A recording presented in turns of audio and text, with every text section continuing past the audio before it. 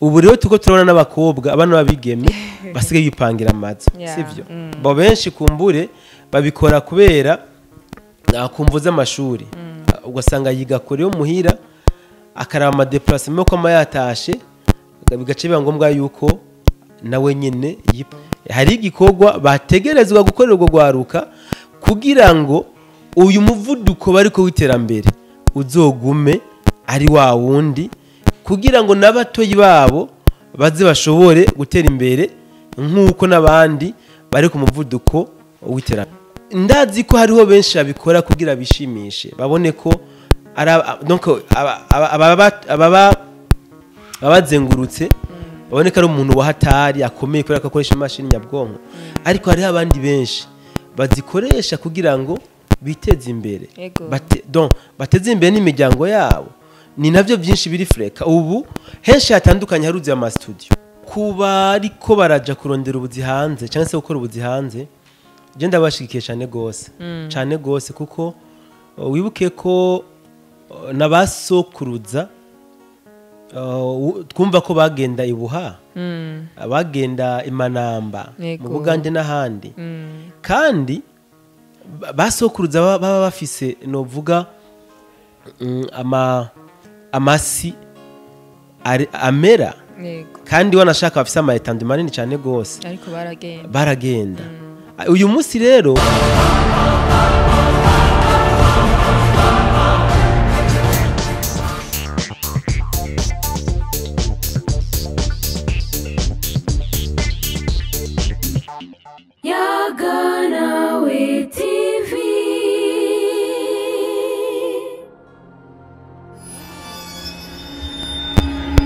ndonge kubaramutsa abakunzi ba televiziyo yacu Yaganaho TV aho merere hose haba hanze y'igihugu canke mu gihugu cyacu cy'u Burundi ndababwira bwakeye canke mwaramutse bivanye naho uherereye. Kuri micro ya mbere muri kumwe na jewe MC Benita canke MC Imana Ivana uko ubushatse kunyita. Microphone ya kabiri murabona neza ko turi kumwe n'umutumire adateye amazi umutumire ameze neza cyane. Reka tumusabe tumuha akanya turavuga ibyatumye aza ngaha muri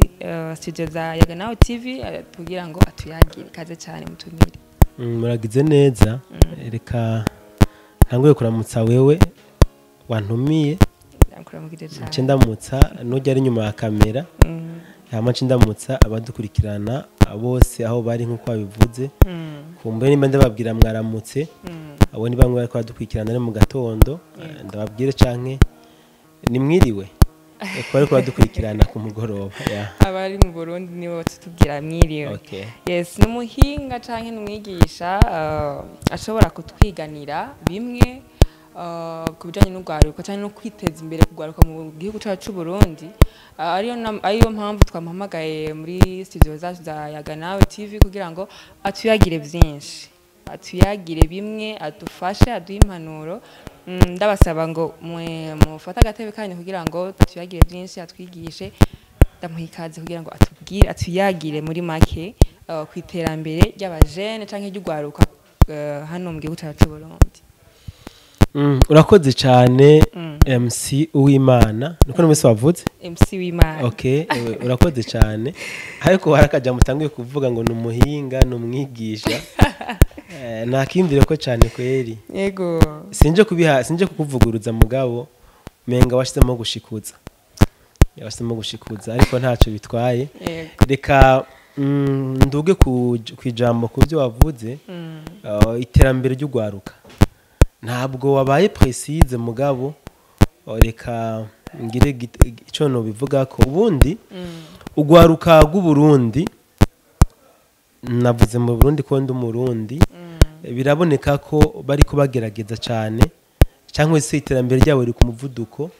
uri novuga muremure cyane gose nka hamwe abavyeyi babo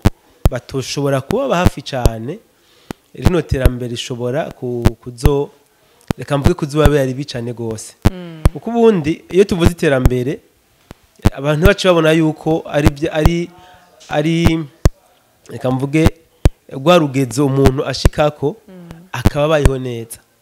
Umuntu ashobora gutera imbere mu byiza nkuko n'umuntu ashobora gutera imbere mu bibi.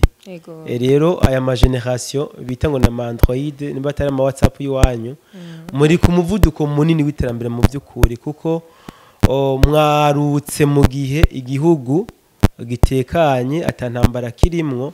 Iki ni ikintu ca mbere gihambaye mwasumbije ajya ama generation muri ko murasubirira. So rero ubu turiko turabona ibintu bihambaye cyane gose mu gwaruka tutigeze tubona kera. Kubera bien sûr uyu muvuduko w'iterambere ugwaruka rurimwo ntitwari bwigire tubona aho umwana w'umuhungu ntangure ku muhungu ashobora kuba yoja kwipangira inzu atagomba gire mariage. Ariko wibuke yuko bari 50% ko n'abakobwa bayipangira. Inge ndaza kuhashika byari bwiye ko no muhungu ava kwa se na nyina agiye kwipangira inzu.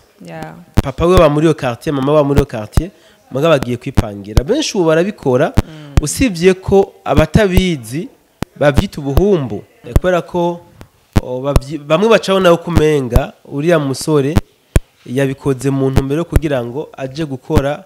novuga amafuti ayakorere kuri abavyeyi biwe, sivyo? Benshi niko bavyibaza.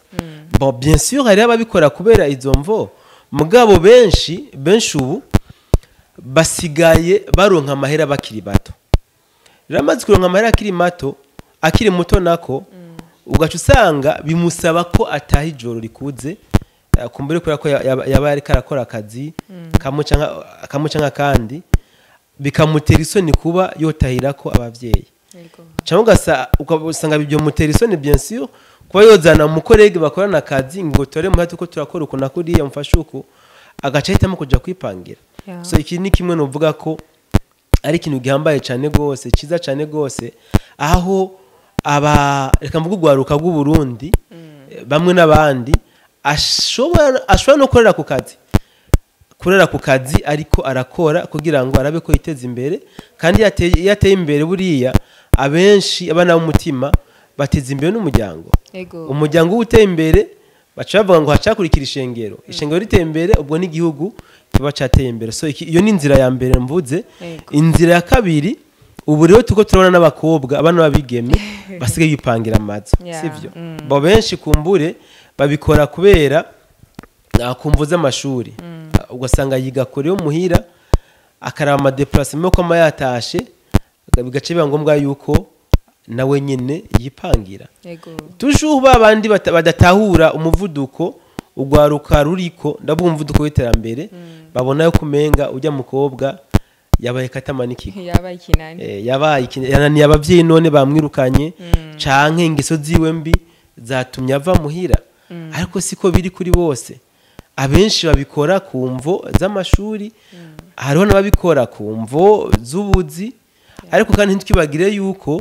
hariho n'abana b'abahungu n'abakobwa abavyeyi babo baruka mu interna. Abenshi babashira mu interna kugira ngo bige kwibako, bige kumenyera ubuzima bumwe n'ubundi, kumbe ni baja mu Burundi ntibizeye bagora. So rero novuga ko ari ikintu gihambaye cyane gose kugwaruka bw'u Burundi uyu munsi kubona hariho abihitiramwo kwishira reka ndabite mu interna naco kwipangira kugira ngo babe baramenyera ubuzima. Iyo byanse kenshi baca basubira muhiri wabo turabizi, ariko ntibasubira iwabo ngo nuko baba bahunzi donc ari ingeso mbi zabaza habakuye. Abayagiye kumvo z'ishuri canke kumvo z'akazi mugabe y'akazi kanse aca subira muhira. So muri rusangi rero iterambere ry'ugwaruka novuga ko riri ku muvuduko uteye imbere, ariko kandi asinoreka no kuvuga yuko hariho igikorwa abavyeyi b'ubwo gwaruka batariko barakora kandi bateza gukora. Hari igikorwa bategerezwa gukorera ubwo gwaruka kugira ngo uyu muvuduko bariko w'iterambere uzogume ari wa wundi, kugira ngo n'abatoyi babo baze bashobore gutera imbere nk'uko n'abandi bari ku muvuduko w'iterambere. Murakoze cyane umwigisha nk'uko wavuze ko ntihenze kandi tumwigisha ko uri kuri atwigisha byinshi. Nanifuje kubaza akabazo gato bakavuga ku nimba watubwiye yuko aba jeune benshi canke ugwaruka rwinshi ruko ruriteza imbere mu buryo bugiye butandukanye eske wo doma ku kadomo neza ni gute ugwaruka ubu rushobora kwiteza imbere canke niyahe inzira ugwaruka gocamwo kugira ngo bushobore kwiteza imbere bishike kuri za ndoto zabo nitwavuga ko ari kuri kwa kwipangira inzu canke kwa kurondera uko bobaho canke bavuye muhiri wabo dushaka kumenya rero uko twebwe ugwaruka twomenya uko twakwiteza imbere. Yes, navuze ko abenshi bipangira kugira ngo kubera ko bikunda ko barara bakora ijoro sivyo. So ibikorwa ugwaruka uriko urakora mu kwiteza imbere ni byinshi cyane mu by'ukuri ni byinshi nubwo hariho abakomeza gukoma induru umwana n'umwanya ngo ubushomeri buratwishe turakenye hariho abandi ibyo bavyumva nk'indoto. Ubu igitigira inyamwinshi c'abantu bariko bararima n'ugwaruka abantu bafise imirima y'akarorero benshi n'ugwaruka. Je veux bien hariho benshi banavyipfuza ariko badafise uburyo kubera kurima ubu ni bisaba investissement birasaba amafaranga kuko bajya ba jeune nta matongo yabo bafise kumbere hari nabo usanga abavyi babo batayarondeye ariko benshi bariko barasaba ingurane mu ma microfinance tandukanye mu mabanke bakaja gukota imirima bakarima kugira ngo nibeza babishire ku isoko. Ibi ndamaze kwibona hatari hake kabisa ugwaruka ari go rusigaye rufatiye mbere mu bintu by'uburimyi n'ubworozi. Tuve muri ivyo naho tuje mu bintu by'ubuhinga bwa none. Ni hake uzosanga umuntu ariko arakoresha machine nyabwonko atari umusore ni hake nabari abatamusanga bazikoresha mu mabiro usanga baba bazi gusa pardon kubikamwe ibintu muri wede arabitse ibintu byiwe kora ko ari raporo y'akazi teza kuzotanga arabitsemwo mugabo aba bari ko bakora reka mvuge ibi by'ama photoshop ibi by'ama production video ndavuga aya ma logiciel novuga utugenegene cyangwa se y'ibintu by'imyidagaduro n'ugwaruka gusa ndazi ko hariho benshi babikora kugira bishimishe babone ko donc abazengurutse baboneka ari umuntu wahatari akomeye kubera ko akoresha machine nyabwonko ariko hariho abandi benshi bazikoresha kugira ngo biteze imbere bateze imbere n'imiryango yabo. Ni navyo byinshi biri freka ubu henshi hatandukanye haruzuye ama studio henshi hatandukanye haruzuye novuga amasecretariat public ivyo byose novuga ko biriko bikogwa n'ugwaruka nta bantu batama bakibijamwe ivyo mbere tureke kuvuga ngo nta bakibijamwe nta nabigeze bijamwe kuko aya namajambere ariko araruka ubu so niyo mpamvu navuze nti abavyeyi babo hari ibintu batariko barakora kandi bagomba gukora kugira ngo runo gwaruka rugume ruriko ruratera imbere nkuko byategerezwa bategerezwa kuguma babari hafi kutababa hafi ni kosa rikomeye cyane gose kuko ukubari ku muvuduko w'iterambere pardon niko bashobora kwisanga ku wundi muvuduko bariko barasubira inyuma kuba ariko baraja kurondera ubuzi hanze cyangwa se gukora ubuzi hanze je ndabashigikiye cyane gose kuko wibuke ko nabasokuruza twumva ko bagenda ibuha bagenda imanamba mu Bugande n'ahandi kandi basokuruza baba bafise novuga amasi amera kandi wanashaka bafise amaetandi manini cyane gose ariko baragenda uyu munsi rero kubona no gwaruka cyane bariko baragenda za Dubai Oman, Arabia, Amerika, y'Uburayi n'andi atandukanye ndabibonamwo ikintu gihambaye cyane gose ku gihugu ni bintu novuga nabantu bo kwankoraje bien sûr bo gutera intege kuko icambere amafaranga bagiye gukorera hariya ntabwo bayarira hariya basize imiryango ngaha abavyeyi babo abo nabagenda basize abana ajya amafaranga rero niyo bagaruka bakaza kubaka mu gihugu so bivuze ngo ubundi gihugu kidafise abo carungitse hanze kuja gukaresha ubwenge bien sûr hamwe no kuja kurondera ubuzima biragorana cyane gose ko ico gihugu gitera imbere kubera ko urazi ko nabasokuruza bayamaze yuko akanyoni kagurutse katamenya iyo bweze so hama kuco bavuze ko boba bari ko barahunga akazi mu Burundi canke iki ahubwo no kumenyesha yuko ubundi ni kwa kuntu umuntu atabumbwa n'ibyo afise ugiye kureba benshi bagenda bavuye mu bundi buzi baba barimo hano mu gihugu hanabo ushobora gusanga bakorera ari abakadire muri guverinoma muri leta abantu ugasanga bakora amasosiyete atandukanye kandi bahembwa neza mugabo bakagenda hanze y'igihugu kuja gukorayo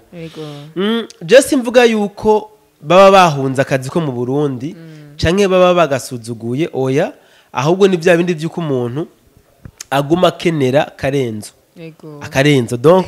uko abayeho uyu munsi yifuza ko ejo yobaho ibisumba uko ariho uyu munsi so rero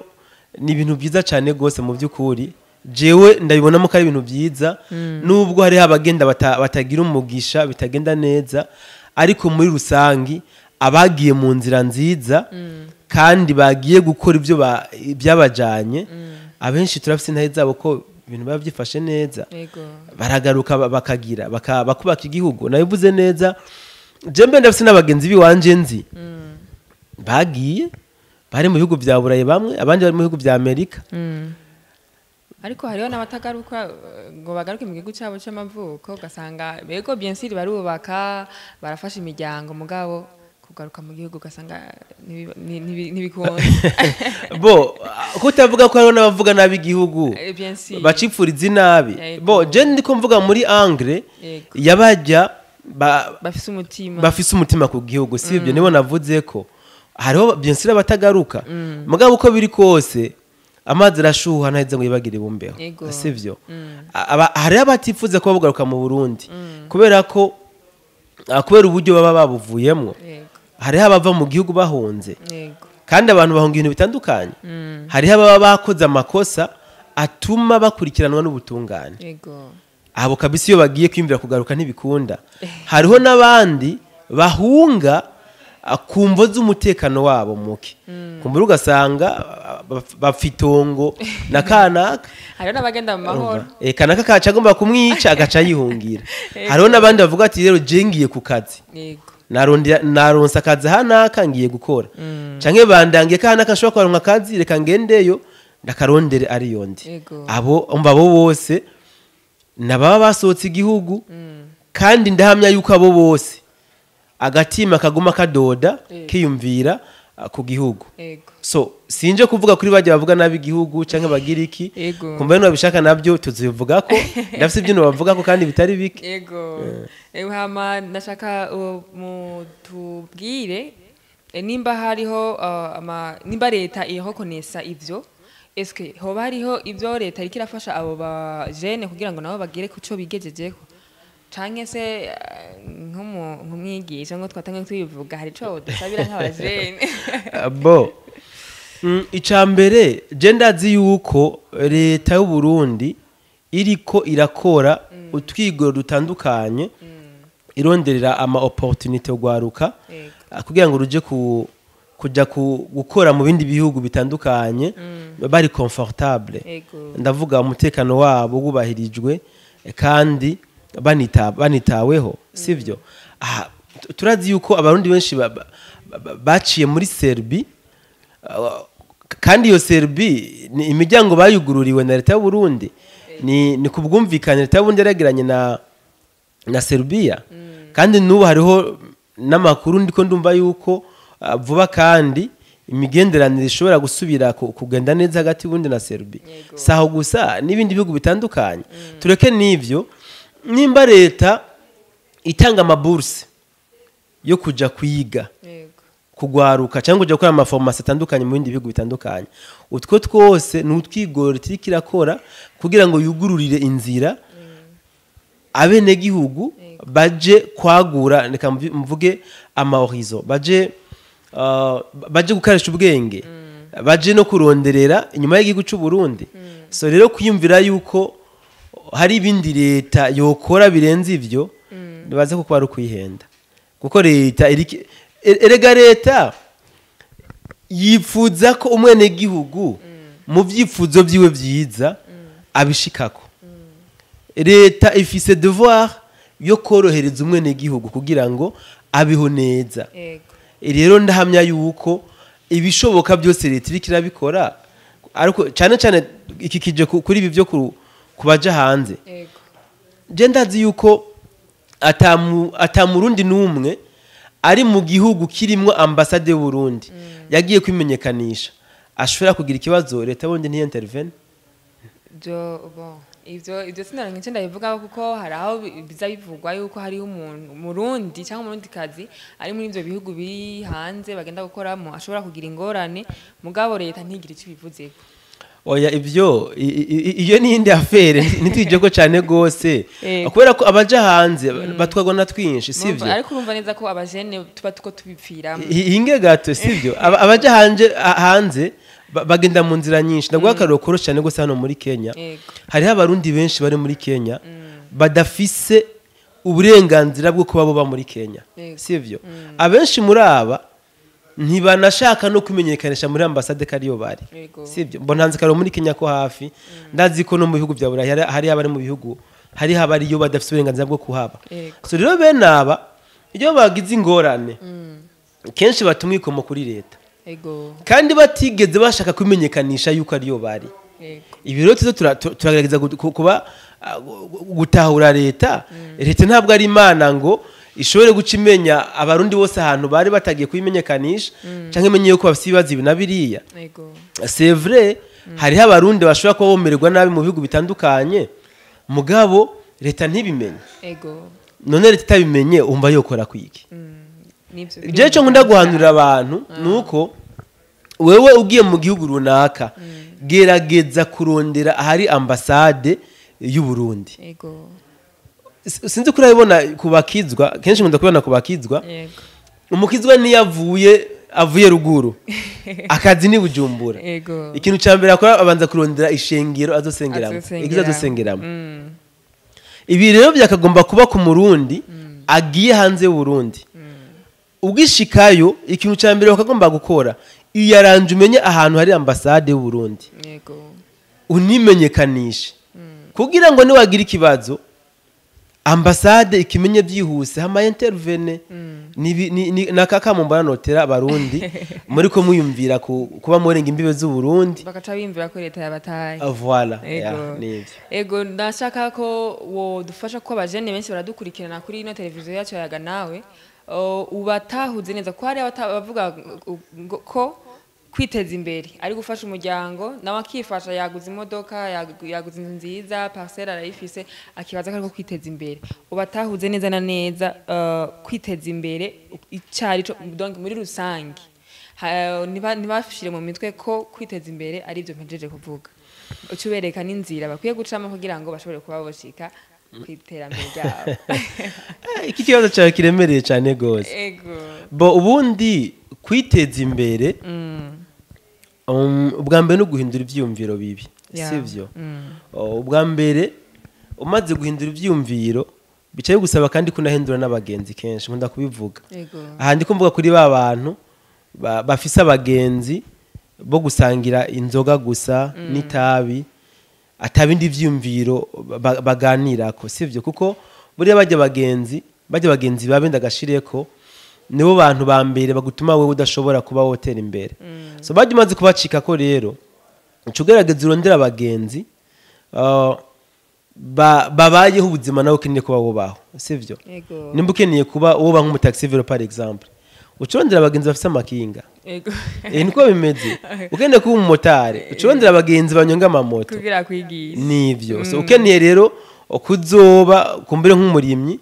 ucurondera abagenzi babarimyi. Abo ivyo bigufasha kugira ngo bagusangiza ama experience yabo bafise. So rero ivyo maze kubicikako mu mutwe umaze kubona yuko ihinduka rishoboka kandi rikenewe, iryo ni ryo terambere mu bisanzwe sivyo. Iryo ni ryo terambere. Kuvuga ngo rero ngo naguze inzu umuryango wanje ubayeho neza ibyo birahagije bo kumbure ubona ko bihagije muri ako kanya ariko birakenerwa yuko rujya rugezo uburiko uruzitirira kugira ngo utazosubira hasi yago utazokoroka bisaba ko ugumuduga niko umuntu musanzwe anubatse navuze ko umuntu atanyugwa umuntu ntaba satisfait n'ibyo afise aguma kenera akandi kandi burya ari ikintu abantu badatahura wowe umaze kuba wateye imbere burya n'igihugu baba bagiteje imbere kuko mu bintu igihugu gipresenta ko gifise nabyo wowe ufise n'igihugu biba birimo wowe waguze imodoka nziza baravuga ati abarundi barateye imbere bafite imodoka nziza ububatse inzu nziza nibyo byibyo so rero hari ikibazo wambajije ntashobora kwishura kinagoye ati ni gute umuntu yokwiteza imbere kuko ingeso y'urugo ntabwo yubaka urundi sivyo jewe ndashobora kuba nateye imbere naciye ku nzira y'uburimyi mugabo kanaka wundi ntibikunde ko ashobora kuba yoca muri nzira ngashike inzira ni nyinshi ikimwe gusa igihari intambuko ya mbere umuntu agomba gutera kugira ngo abe yuvuga ko ateye imbere no guhindura ivyumviro gusa ukagira ivyumviro bizima ugakura ivyumviro bipfuye mu mutwe wawe ego reka ndagushimire cyane mutumire wacu ko watutse muri studio za televiziyo yacu ya Ganawe TV nongera nshimira cyane abadukurikiranye cyane murumva neza ko twako tuyaga ku bintu bikomeye cyane twabonye ko kwiteza imbere bitangurira mu mutwe mu kwiyemeza mu gukora no mu kwiga ivyo akaba ari ibintu dukwiye gushingirako kandi tumenye neza yuko gutera imbere ari no munsi gutegura ejo hawe heza bitangura no munsi reka rero ndagushimire bwana mutumire ego urakoze cyane nanjye ndagushimiye reka nshimira n'abadukurikiranye kumbure ego ababanye natwe kuva mu ntango ndazi ko batagize ikintu na kimwe batuburako reka rero ndanabike banure kumbure nimwasubira ko ntera iteka ryo kuntumira tuzosubira kuyagana niba duteye iteka yego ndagushimiye cyane rero nongera nshimira abakunzi ba televiziyo yacu aho muri hose wowe wafashe umwanya ukicara ukadukurikirana twamwumvise neza ko twayaze ibintu bigenda bitandukanye bitwigisha nk'ugwaruka ndabasaba rero wewe ukibona iyi video ubwa mbere ukore ibikenewe byose subscribe j'aime na partage na commentaire ziragira ico zitwigisha canke zitweretse ko ari ico mudushaka ko mwifuza ko tuyaga murazi neza ko umuryango yaga nawe tuyaga ibintu byinshi cyane ndabashimiye cyane rero byumva mutima ndabakunda naho butaha Chakwibarutse hamwe nayaga nawe TV ubwenge niwo mutima ubwenge niwo